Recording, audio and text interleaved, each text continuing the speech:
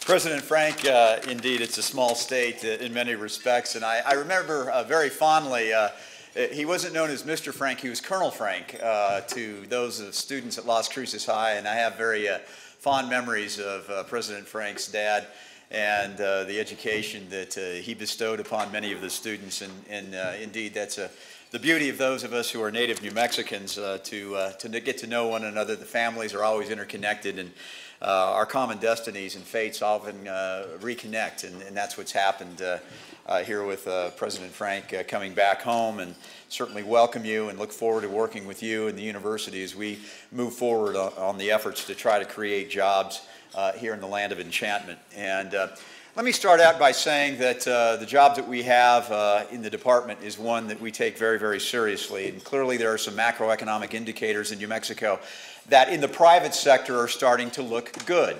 The unemployment rate is down substantially, 8.8 to about 6.5%. Our balanced budget continues to create an air of predictability. I know the governor talked about that today and this morning. Our trade numbers have gone from 38th in the country in terms of export growth to number 2 in the country in terms of export growth.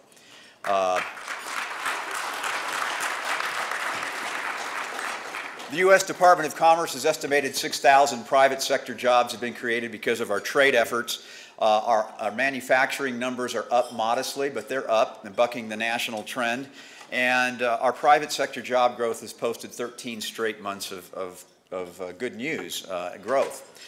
Finally, Moody's Analytics just about 10 days ago put out a report that ranked New Mexico number 6 in the country in terms of potential private sector job growth in the next 3 years. Number 6 in the country, so that also we should be very pleased with. But that's a great segue into potential private sector job growth. And we all know the dark cloud on the horizon. And let me state the proposition, I'm going to restate it for the next several months, is that government, and we all have to understand this as New Mexicans, because those of us, again, who are natives and who have been here for a long time, have realized that government has been the mother's milk for economic development and growth, or at least that's been the perception for so long here in New Mexico. And we need to understand today that government can no longer be perceived as a growth industry in New Mexico. The federal budget realities are simply this: a $16 trillion debt, 4 straight years of $1 trillion plus budget deficits. Something's got to give. Regardless of who takes the White House in January of next year, we are going to have to come together and find common ground in a nonpartisan sense to get our budget under control at the federal level. We all know that. And what that means for New Mexico is a disproportionate hit to our DOD, DOE funding, because the discretionary part of the federal budget now only accounts for roughly 40% of the federal spending. And what I mean by a disproportionate impact, New Mexico, as we all know, is always between 2 or 3 in terms of dollars into Washington and dollars out, dollars coming back. And as a result, whether we have the $922 billion sequestration, and I see many members of the military here today, thank you for your service. They can tell you more than I how this is going to impact the state. And it's not going to be good. Either way, sequestration or not, federal funding to New Mexico will be cut and will continue to be cut. Your own Bureau of Business and Economic Research here, Bieber, estimated that 20,000 federal jobs will be lost in the next year. We're about 3 months into that next year, and sure enough, the job losses that we've sustained, well over 7,000 to 8,000 in the last 3 months, have been indirect and direct jobs losses because of these federal job cuts, and they're starting. And so now's the time where we have to understand and realize that we're going to have to diversify our economy and diversify it quickly and aggressively. And I've outlined before in many speeches principles for diversifying this economy, principles for making our private sector more robust, making it a place where we can have capital. I'm going to touch upon just a few of them very quickly. We've talked about having a fiscal house that's in order. We've got that now. We've talked about having a competitive tax environment. We need to continue working on that. We will in this next legislative session, and we seek to do it in a bipartisan manner. We need to have a regulatory environment that's competitive and that is streamlined, that balances the health, safety, welfare, and environmental needs of this state with job creation and making sure that the costs of compliance are not so burdensome on small businesses that jobs are cut.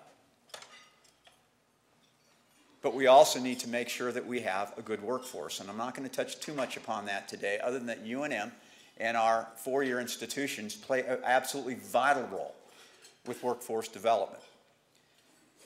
And the interesting news, and in a strange way, with these federal cutbacks, we're going to see hopefully a plethora, or at least several or many opportunities with respect to people who are being let go, talent that we can utilize and redeploy into some of these private sector jobs. That's something we need to look at and do.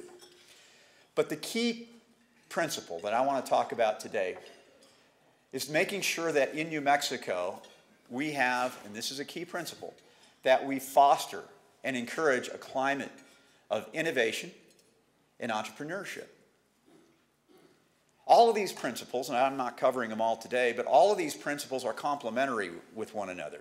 If you don't have them all lined up, no jurisdiction, no country, no state, no locality will achieve its full destiny or full potential when it comes to economic growth, wealth creation, and job creation. All of them have to be complementary of one another. And this notion of having a climate of innovation and entrepreneurship is absolutely vital, not only for our country, but for our state. There are a lot of countries that are going out and imitating us. But as long as the United States and as long as America keeps its culture of innovation, we can continue to hopefully have some hope in turning our economy around. Once we lose that culture of innovation, we're in big trouble. And so how does UNM, how do research institutions fit into this culture of innovation and this climate of innovation? Well, let me state at the outset that we have some good news, I guess, in that we are blessed and fortunate to have three premier research institutions that each do their thing and each do it well, in my opinion.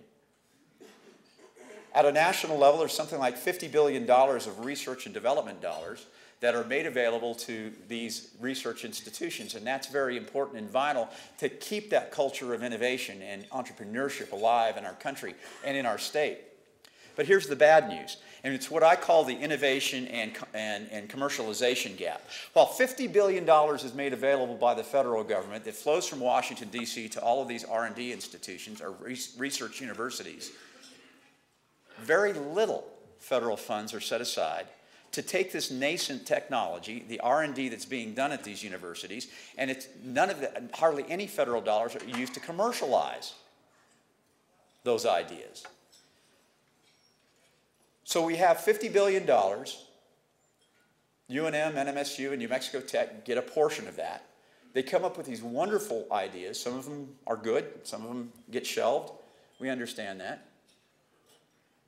But very little federal dollars, and there are some programs with very little federal dollars are set aside to take that R&D and to commercialize it. That funding gap ultimately is left to the private market in most cases, which is okay. But in this climate, it's very difficult to make that jump and make that leap. So the challenge that we have as state leaders and government leaders is how do we create that bridge in that funding, the innovation and commercialization gap? And there's some things we can talk about here on how we can do that, at least at the state level. What I am encouraged about is that the innovations that have taken place in our country over the last 3 decades have been done, by and large, by research universities. We have to recognize that. 50 years ago, 60 years ago, many of the innovations that were done by large corporations and companies. Not so anymore. Matter of fact, most of the innovations in the R&D 100 in the last decade, a good proportion of them have started within research universities. That is a very substantial and significant data point. With that in mind, we have to understand that UNM's role NMSU's role and New Mexico Tech's role in creating the next great idea is something that we should all be very, very cognizant of and support. We also have to make sure that those of us in state government are coordinating communications between the various agencies and between the various institutions of higher learning so that there's not a duplication of these limited resources. And what I've said all along is that universities play an absolutely key role in the economic development future of this state. There have been a couple significant historical things that have changed the game and how R&D is done at universities. I remember being a young staffer on the House Appropriations Committee in Washington, D.C. when a bill called, little known, passed. And it's very significant, and we need to understand its significance. It was called the Bayh-Dole Act. And what the Bayh-Dole, Birch Bayh, Bob Dole, what that bill did was to allow research universities control and manage the intellectual property that emanated from federal dollars, which they got. And this is very, very sizable and substantial concept because as R&D flows from Washington, D.C. to the local universities, it's incumbent upon us to understand which ideas are the best so that the universities can flourish and so that these ideas can be commercialized. Before that, it was not the property of the universities. That was a very significant game changer in how things have been done over the years. And we need to understand that history. Universities can be a source because of that bill, not only for tech commercialization, but it can be a source potentially of income and supportable income to reinvest into the R&D of our institutions. And I encourage our presidents to look at that as an option and how we can reinvest and capitalize upon these great ideas which are coming through. Started with federal funding. What I encourage and I challenge these universities to do as we move forward is to continue to collaborate with one another. Federal research dollars are going to be cut. We know that that's going to happen because of what I talked about earlier. What I think we ought to do, and I know it's being done because there's a consortium with our 3 research universities, but we should also look at, because everybody's in the same boat, at least in this region, is to look beyond our borders.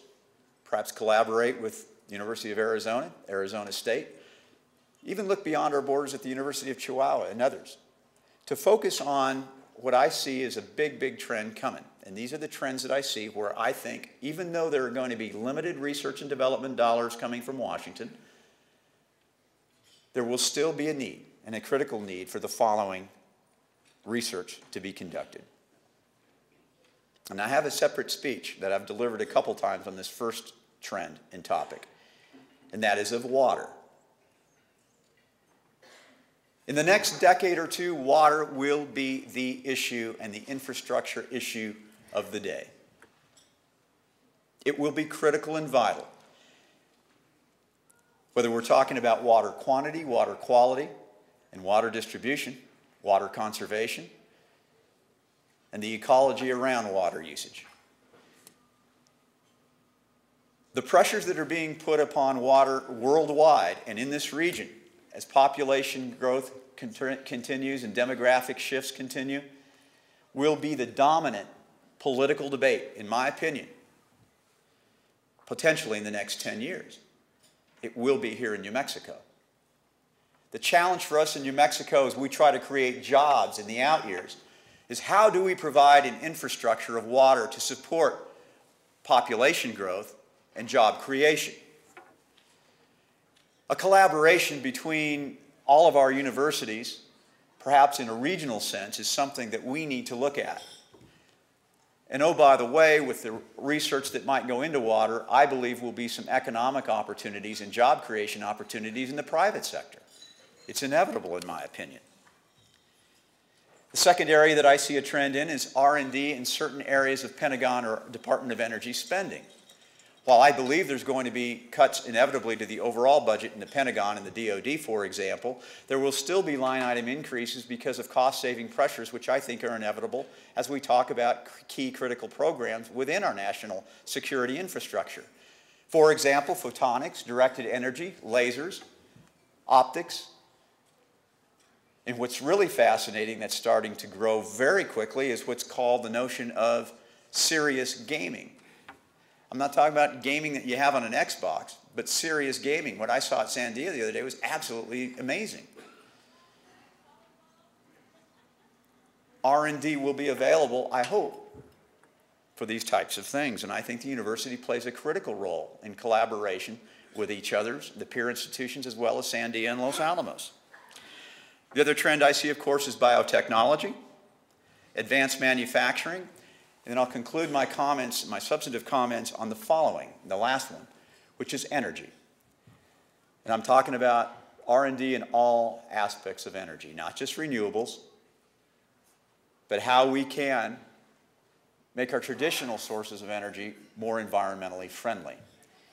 Because whether you agree or not with my proposition that oil and gas plays a key role and will play a key role in the foreseeable future in New Mexico, we can agree, I think, that it might be a good, wise investment to see how we can make the oil and gas industry more environmentally sensitive. Because we're still going to be a carbon-based economy at least for the next couple of decades, whether we like it or not. And I think there's an opportunity there for R&D in the energy sector.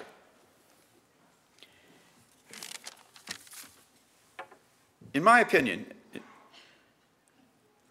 innovation and creating this culture of innovation and entrepreneurship is something that we can all find a number of common ground or pieces of common ground on, regardless of our ideology, and we should work in a bipartisan way to make this happen at the state level. We'll be working on some ideas, and I look forward to hearing the ideas and how we can create and further this climate of innovation here in New Mexico. Let me conclude on a positive note.